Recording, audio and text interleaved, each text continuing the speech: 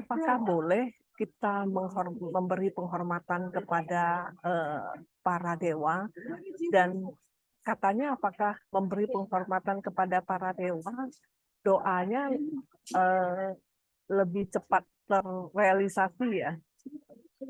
Itu mungkin mohon pencerahannya dan penjelasannya. Terima kasih, Bante. Ya, baik. Jawabannya boleh memberi penghormatan kepada dewa dengan pandangan benar. Apa maksudnya dengan pandangan benar? Jadi kita harus memahami mengenai hukum karma. Yang membawa kebahagiaan itu adalah kebaikan. Ya, jadi kalau kita ingin bahagia hidup kita, keinginan-keinginan kita tercapai, kita banyak berbuat karma baik.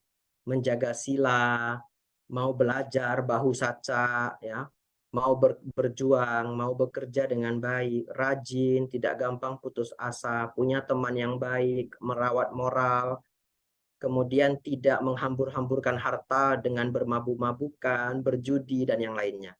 Nah, dengan menjaga kebaikan-kebaikan ini, seseorang akan menjadi bahagia.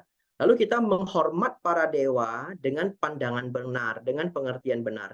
Memberi penghormatan ke mereka karena mereka adalah orang-orang yang sudah menjaga kebaikan sehingga bisa terlahir di alam dewa. Jadi kita boleh mengidolakan seorang dewa agar kita itu meniru kebaikan mereka.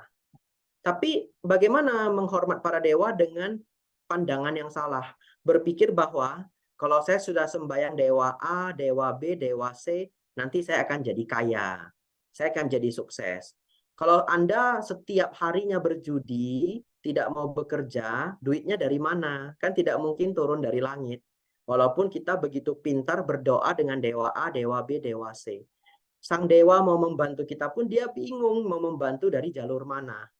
Jadi kalau kita menjaga kebaikan-kebaikan yang sudah saya jelaskan di awal, sembari kita menghormati para dewa, maka para dewa itu menjadi motivasi kita. Barang siapa berbuat baik akan mencapai kesuksesan. Karena para dewa itu adalah makhluk yang sukses. Mereka sukses terlahir di alam yang tinggi. Nah, memang para dewa bisa saja membantu kita kalau kita memiliki jodoh yang baik dengan mereka. Tapi kesempatannya bukan berarti setiap kita berdoa pasti akan mendapatkan bantuan dari dewa. Saya sulit memberi kriteria bagaimana agar dewa mau membantu kita. Kenapa? Karena kita itu sebenarnya tingkat kelahirannya lebih rendah daripada mereka. Kita itu tidak punya hak mengatur para dewa.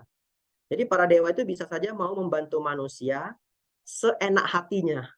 Yang kalau cocok, yang kalau berjodoh. Dan saya pikir kita tidak menggantungkan ke sana. Kalau kita dibantu para dewa, tentu kita bersyukur, kita berterima kasih. Tapi kita berjuang dengan cara yang benar, maka kebahagiaan bisa dicapai.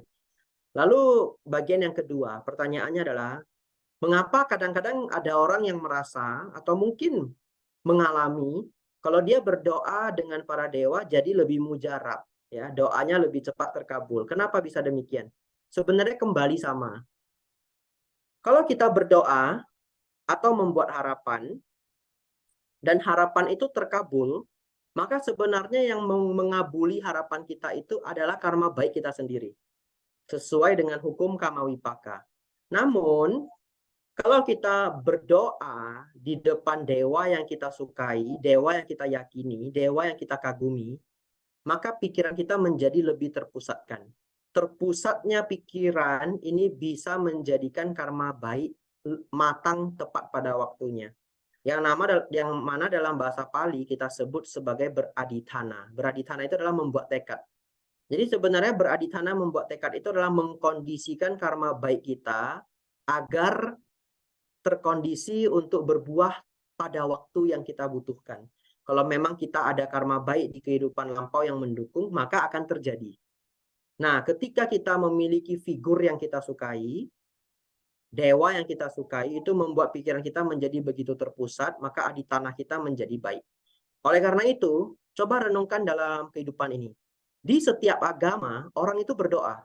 Dan masing-masing agama punya kesaksian sendiri bahwa doa mereka terkabul.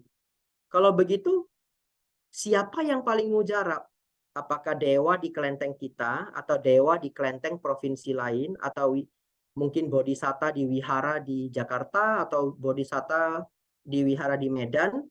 Sesungguhnya yang menjadi mujarab tidak mujarab adalah karma baik kita sendiri. Kekaguman kita pada figur tersebut itu hanya sebagai penguat. Jadi semuanya kembali pada karma baik. Tambahan, agar kita menjadi semakin sadar. Buktinya, di satu kelenteng yang dikatakan sakti, ada 100 orang pergi sembahyang, tidak 100 orang itu semuanya terkabul. Ya, dulu ketika saya masih muda, saya juga senang sembahyang di kelenteng. Ada seorang AI yang kalau dia sembahyang, dia paling serius, dupanya paling banyak. Tapi dia sudah sembahyang berbulan-bulan, belum terkabul. Lalu, kenapa ya doa dia tidak terkabul? Padahal dia yang paling serius, dia yang paling punya keyakinan. Secara dhamma, jawabannya adalah dia tidak memiliki karma baik yang bisa terkondisi untuk berbuah. Ya, jawaban panjang ini semoga bisa menjadi pemahaman. Ya, terima kasih.